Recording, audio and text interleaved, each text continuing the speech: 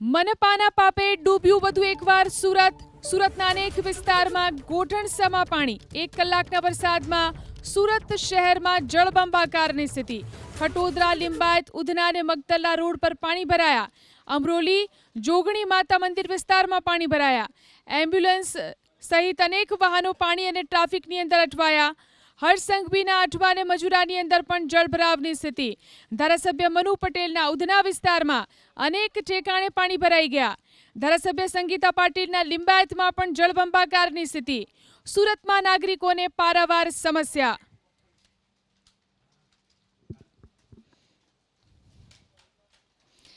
તો જે પરિસ્થિતિ સુરતમાં અત્યારે જોવા મળી રહી છે, અમારા સંવાદદાતા ચેતન બાંભણિયા આપણી સાથે લાઈવ જોડાયા છે. ચેતન, કેટલો વરસાદ સુરતના અલગ અલગ વિસ્તારોની અંદર અને પાણી ભરાવાની સ્થિતિ શું છે? જી, સુરતમાં પડેલા 30 મિનિટના ધોધમાર વરસાદે સુરતની સુરત ફેરવી નાખી છે. આ સીધા દ્રશ્યો જોઈ શકાય છે. ઉધના અને નવસારીને જોડતા આ રોડ પાસે, ગુરુદ્વારા પાસે, આ નીચાણવાળા વિસ્તારમાં દર ચોમાસામાં વરસાદી પાણી ભરાતા હોય છે. દર ચોમાસામાં સ્થાનિક નાગરિકો દ્વારા રજૂઆત કરવામાં આવતી હોય છે અને દર ચોમાસામાં ઠેરની ઠેર સ્થિતિ જોવા મળી છે.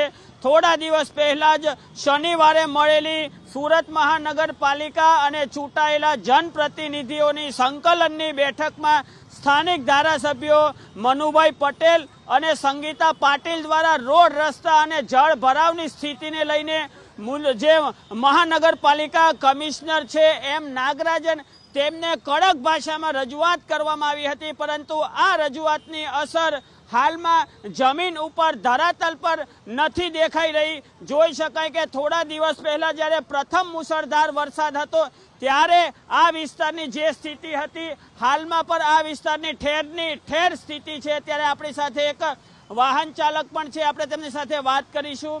હર વર્ષે અહીં પાણી ભરાય છે, શું મુશ્કેલીઓ પડી રહી છે?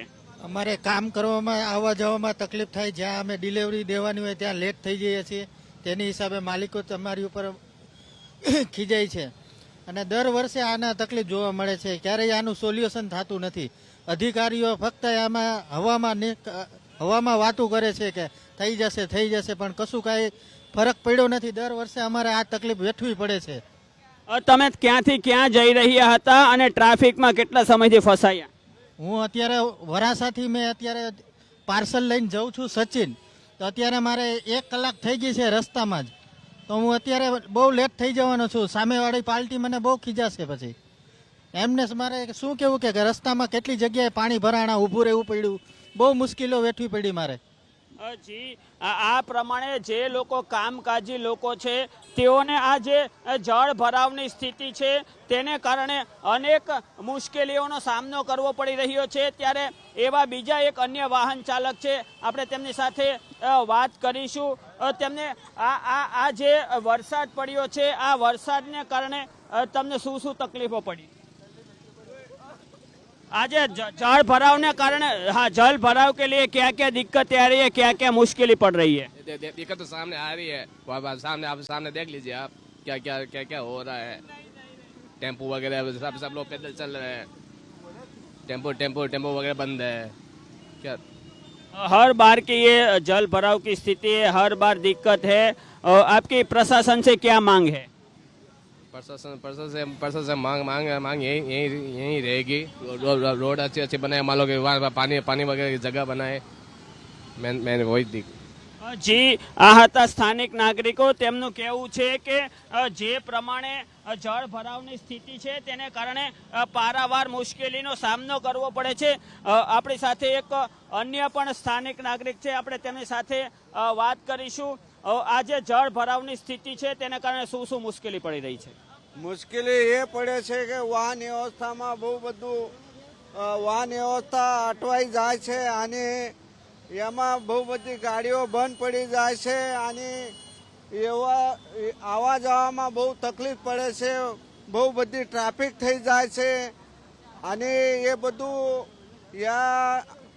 બહુ વર્ષોથી અને હર વર્ષથી એ બધું વાહનમાં બહુ તકલીફ થાય છે અને મ્યુનિસિપાલિટી બી આવ જાવ કરે છે, પણ જે બધું નીચલો ભાગ છે એટલે પાણી ભરાઈ જાય છે. જી જી જી સ્થાનિક નાગરિકો પાસેથી જે જાણકારી મળી છે તે અનુસાર દર વર્ષની આ સમસ્યા છે. અનેક રજૂઆતો કરવામાં આવી છે, અનેક વાર નેતાઓએ પણ અહીં વિઝિટ લીધી છે, પરંતુ દર વખતે સ્થિતિ ઠેરની ઠેર થાય છે.